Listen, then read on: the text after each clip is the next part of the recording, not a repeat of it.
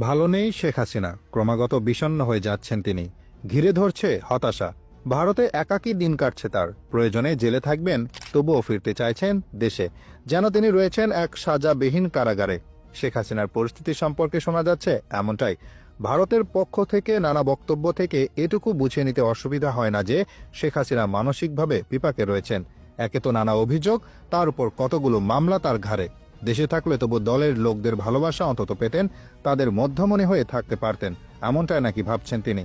তাছাড়া দেশে কারাগারে থাকলেও যে সুবিধা তিনি পেতেন, তার সঙ্গে ভারতে নিঃসঙ্গ বন্দী জীবনের খুব একটা পার্থক্য হতো না। ভারতের স্বরাষ্ট্র মন্ত্রণালয়ের একজন শীর্ষস্থানীয় কর্মকর্তার মাধ্যমে জানা যায়, যেটুকু না হলে নয়, শেখ হাসিনাকে সেটুকু নিরাপত্তায় দেওয়া হচ্ছে।